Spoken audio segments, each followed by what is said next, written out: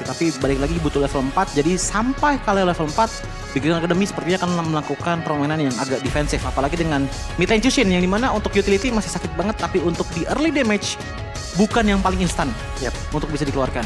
Dan ini adalah match point. Onyx Prodigy akankah menyapu bersih 3-0 atau masih ada harapan untuk sang robot merah Bigetron Academy? Jadi sebelum kita memulai pertandingan game yang ketiga match point ini, kita mau dengar dulu semangat dari MDL Arena. Mana tepuk tangannya? Smash them. Mari kita menuju ke dalam lane of down. Yes, ini dia game ketiga permainan antara Onyx Prodigy melawan Bigetron Academy. Welcome Dengan to hadirnya Mobile Hilda untuk Legends. narasi di arah XP lane.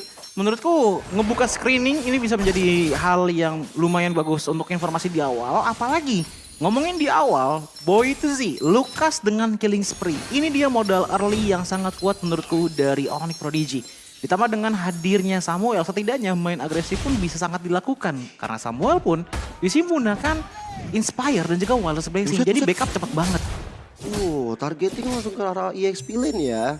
Lindsay yang langsung benar-benar dicoba untuk di-pressure begitu saja. Menuju ke arah Little Wanderer. 3 player berada di arah tersebut dari teman-teman Bigetron Academy. Pelan-pelan dari Onyx Prodigy, mereka mencoba untuk mencari early spiking mereka.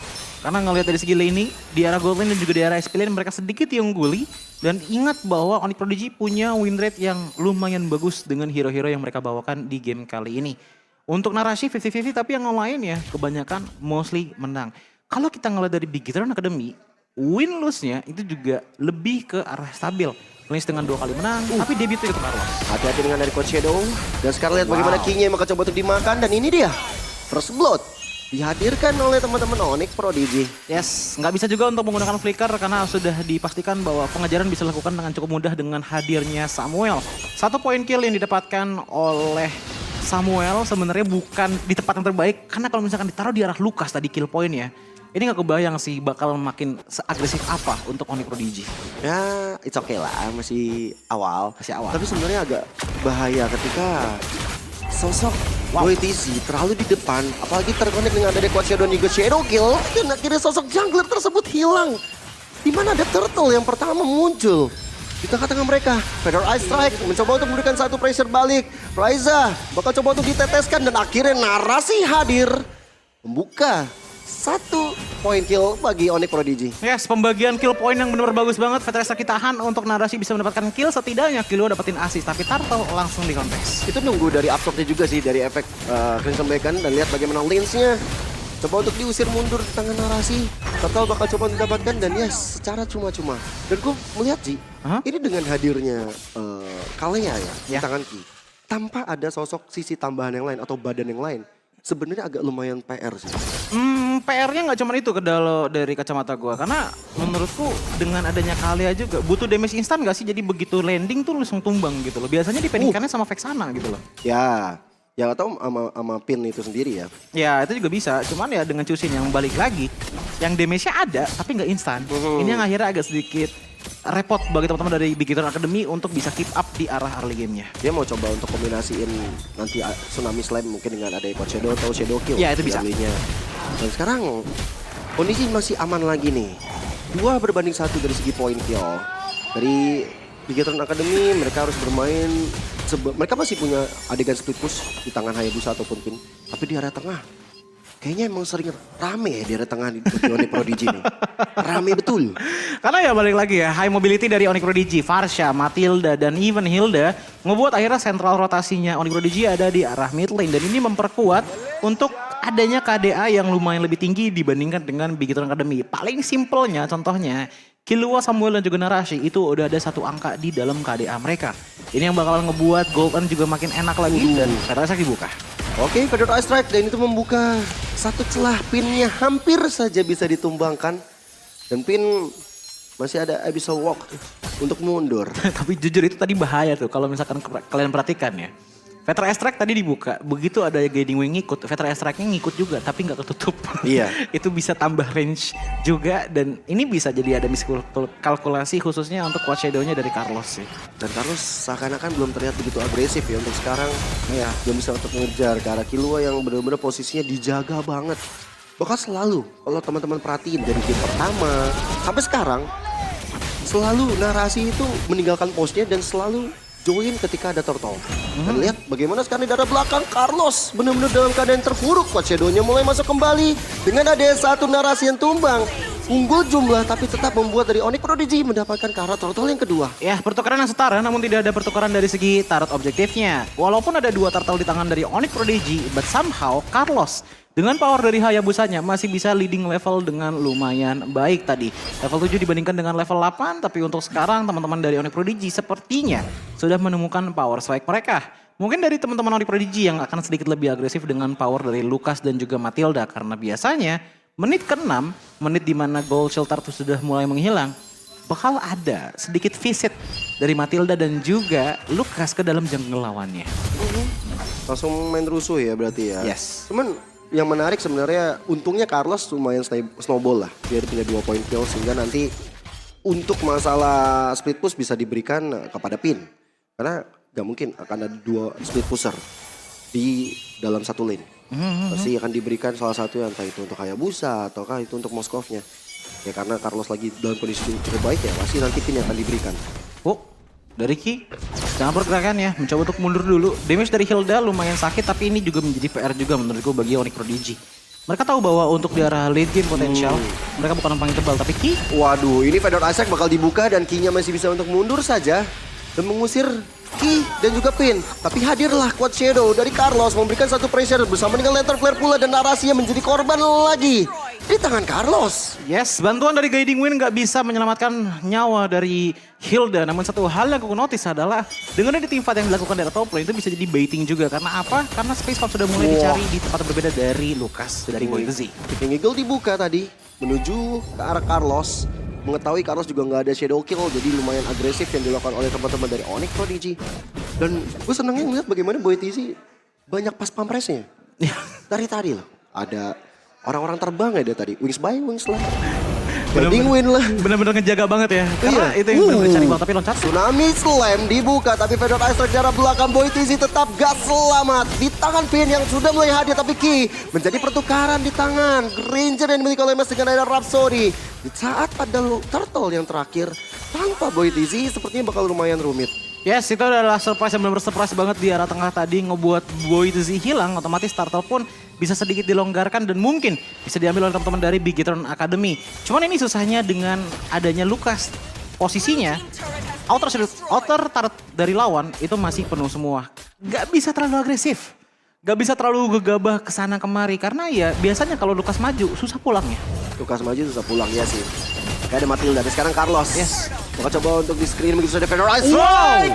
Dan connect Carolins yang gak bisa kabur lagi. Turtle didapatkan tapi pertukaran adalah inner turret di arah top lane. Mau gak mau Pin harus berjuang farming sendirian. Ya tapi tetap ini kredit banget untuk Bigetron Academy. Karena dari segi team fight menurutku mereka bukanlah yang paling kuat untuk di menit kali ini ya. Tapi somehow mereka masih bisa ngegejar leading goal dari Onyx Prodigy yang dimana udah dapetin 3 turtle berturut-turut. Item optimization yang dilakukan oleh Boy TZ ini adalah War X di item pertama. Namun tetap saja, even sudah sama-sama level 11, kita ngeliat adanya perbedaan gold yang lumayan signifikan dengan Hayabusa. Berbeda di angka 700 gold. Oh, Carlos nggak main ke arah cooldown berarti ya. Dia nggak main cooldown reduction.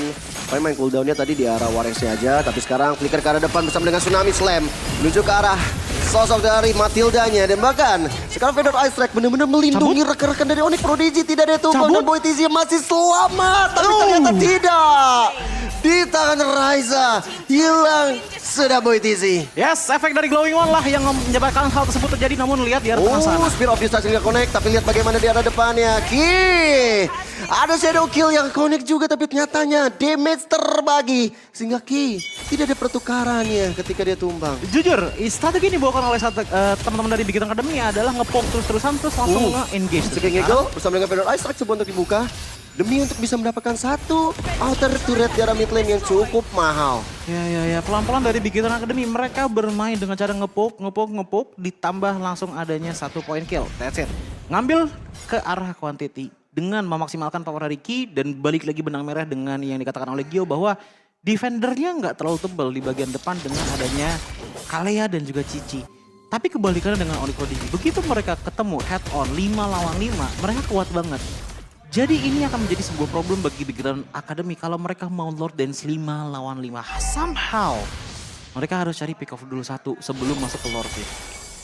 Mungkin yang biasa kita lihat ya, ada strategi di mana Mostoffen bakal main sendirian dan nanti join dengan adanya skill of distraction sambil menantikan beberapa skill yang udah keluar dari Onyx Prodigy. Tapi narasi benar-benar galak banget, membuat dari Lins yang akhirnya tumbang. Bahkan tidak ada badan lagi yang mungkin kuat untuk bisa menahan gempuran dari Onyx Prodigy. Sehingga lihat bagaimana pergerakan dari Big Hero Academy. Mereka bakal coba untuk memancing ke arah Lord, kayaknya enggak. Apalagi Coach Shadow udah dibuka oleh Carlos. Tapi lihat Moskov-nya. Itu dia, Moskov di arah bottom lane dan ini PR juga bagi Onyx Prodigy. Balik lagi, pick off demi pick off kuat banget Big Hero Academy. Split push juga kuat banget. Tapi kalau untuk team fight, Onyx Prodigy yang bakalan jadi jawara. So ini tinggal masalah strategi aja karena perbedaan gold juga nggak terlalu jauh. Namun dari segi item pertamanya, Flash of the Oasis yang dibuat pertama di tangan dari Matildanya Samuel. Menurutku ini bakal jadi power banget untuk ngebantu Boy to Z dan juga Narashi setidaknya survive di bagian depan. Dan bahkan kalau kita ngeliat dari Boy to Z yang goldnya bisa dibilang setara dengan Hayabusa, dia masih lumayan berani untuk mengeluarkan Sky Piercer di menit ke-10. Jujur ya lagi, agak sedikit lumayan Berani. Iya berani dan gue menimbulkan pertanyaan sih. Apa tuh pertanyaannya? Dia belum dapetin point kill sama sekali. Gua rasa kayaknya Queen Swings lebih wise. Jadi dia ada sedikit lebih sustain juga. Tapi ya mungkin dia mau agresif dengan adanya second juga yang dibuka. Lihat bagaimana pinnya dalam asal yang cukup besar dan akhirnya menghilang sosok dari lanernya. Quad Shadow di arah belakang dan matchnya bakal menjadi pertukaran kah? Dan ternyata damage dari Shadow Kill masih terbagi. Dan Carlos yang gagal mendapat point kill. Selamatkan dengan adanya Konsil. Bakal maju ke arah depan dengan adanya satu. Light of Flame dibuka. Raiza bakal coba untuk dipakai. Tapi dengan adanya jemputan yang hadir dari Samuel, Narasi berhasil menghindari maut. Pertukaran satu demi satu dengan Pin dan juga Killua. Apakah worth it? Menurutku masih sangat worth it. Karena itu adalah sebuah distraction untuk Lord di top lane bisa mendapatkan inner turret dengan sangat-sangat bagus. Inhibitor yang juga sudah mulai menghilang ngebuat ada pembuktian bahwa Onyx Prodigy punya team fight untuk fighting dengan sangat baik. Karena dengan adanya Killua menurutku. Petra Stack di angka 30.000 damage ini hampir sama dengan adanya power dari match yang dimana dari tadi tugasnya adalah untuk mainin front to back dari Big Hero Academy. Shadow Kill-nya mulai terbagi damage yang gak connect benar-benar ke arah satu player dan match dari tadi 2 kali. 2 kali dalam hitungan 1 menit kalau bisa dibilang 1 atau 2 menit. Match selalu selamat dari Shadow Kill. Itu dia. Miskalkulasi dari adanya Matilda dengan Fast of the Season juga favor. Tsunami Slam bersama dengan adanya sosok Finn yang coba untuk hadir memberikan damage. Flicker ke arah belakang dari Raizanya. Bahkan dari Carlos sendiri masih belum bisa memberikan impact besar. Tapi Finn free di arah belakang dibalaskan dengan Rhapsody dan Death Sonata. Raiza dalam kondisi terburuk double kill diamankan oleh Pes sendiri menuju ke arah triple kill. Dan lihat bagaimana Litzia menjadi korban ketiga. Shadow Kill mendapatkan 2 player sekaligus. Dan akhirnya 1v1 situation antara Mets dan juga Carlos, mereka hindari. Shadow Kill yang akurat ngebuat akhirnya 4 player dari Onyx Prodigy pun harus tumbang. Hampir saja Mania pun didapatkan oleh Mets, namun ini menjadi tabungan yang sangat luar biasa. Ingat, Granger menggunakan Sky Piercer. Dengan tabungan Sky Piercer seperti ini, otomatis untuk di arah frontline Big Hero Academy mereka akan lebih capek untuk menjadi penjaganya. Apalagi dengan hadirnya Cici dan juga Kalea. Tidak adanya True Tanker di tangan dari Big Hero Academy ditambah. Faktanya untuk chance split push diperkecil dengan adanya satu turret yang sudah menghilang di arah top lane. Wah ini gila jadi pertempuran match sama Carlos. Untungnya kebaginya ke arah 2 yang lain. Tapi Lord secara cepat bakal coba untuk dipegang Feral Ice Strike dibuka dan Carlos berhasil mendapatkan Lord tersebut. Tapi match mencari pertukaran yang lebih seimbang dengan hilangnya Ki. Quad Shadow-nya bakal coba untuk dikejar, gak ada bayangan kembali Shadow Kill. Ini adalah harapan terakhir bisa dilakukan oleh Carlos karena masih ada lagi Quad Shadow tapi Rhapsody yang dihindari. Carlos! Angkara Carlos benar-benar berhasil menghindari bagaimana sergapan dilakukan oleh Onyx Prodigy. Lagi dan lagi Carlos memperbaikan walaupun akhirnya berhasil di shutdown oleh Mets. Buying time terjadi namun lihat di arah mid lane bagaimana Narasi juga mulai dipukul di tangan dari Pin. Tapi tetap itu sebuah kredit yang sangat besar karena buying time tersebut ngebuat akhirnya Onyx Prodigy tidak komit ke arah teman-teman dari Big Hero Academy yang lainnya. Oke, Unleash the Beast. Tapi kali ini terangkat jiwa dengan Tsunami Slam. Boy TC Mencoba untuk melambangkan diri tapi hadirnya Spear of Distraction. Lihat bagaimana Pin memberikan damage cukup optimal. Tapi nyatanya Boy TZ tetap bisa dihilangkan. Lagi dan lagi Pin di arah belakang ada Mets. Sulit untuk bisa ditumbangkan. Bisa jaga posisi adalah kunci. Capek banget untuk melawan Mets dengan adanya Samuel di game kali ini dengan 11 total assist. Di mana untuk kill participationnya ini hampir di angka 100%. Dan ingat, Skypiercer full stack di angka 80. Untuk stack pasifnya nggak masalah, baru 700 malah. Itu adalah angka yang besar banget untuk di menit kali ini. Dan ini akan menjadi satu hal yang sangat mengganggu teman-teman dari Bigetron Academy. Pokingan damage Onyx Prodigy dengan long range powernya Killua dan juga Granger dari Mets. Gila sih. Gila ini momen Gemes gue ngeliat Mets jujur. Asli gue gemes banget. susah tumbang. Karena ini kalau misalnya match tumbang, udah jelas Lumayan runtuh. goldnya bakal dipegang sama Bigetron Academy. Dan Bigetron Academy juga udah lebih punya power lagi. Kali segi item, Ji. Iya, tapi feeling gue ya dengan bagaimana Boy itu sih bergerak. Menurut gue dia jadi defender sih sebenarnya untuk game kali ini. Bukan jadi damager utamanya. Karena terbukti dengan Skypiercer yang sudah di tangan.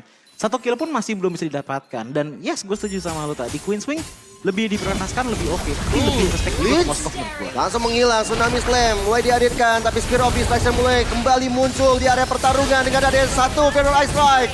Hilang, sudah 3 player di tangan teman-teman Bigetron Academy. Menyisakan Samuel dan juga narasi yang bakal coba untuk dikejar begitu saja. Lihat Samuel mau kemana. Gantian Samuel yang bakal mencoba untuk dihabiskan nyawanya. Menyisakan narasi sendirian. Melakukan defending manuver dengan adanya Hilda bukanlah hal terbaik. Tapi apakah mampu dari Hilda Narasi dengan immortality-nya? Yes, kita lihat bagaimana Pin bakal memberikan satu pressure dan lane-nya di arah tengah membuat dari Bigetron Academy. Dia menjaga asa. 2-1 bisa menjadi jawaban dan sang robot menolak 3-0. Bigetron Academy kembali lagi bangkit dengan game ketiga yang cukup indah.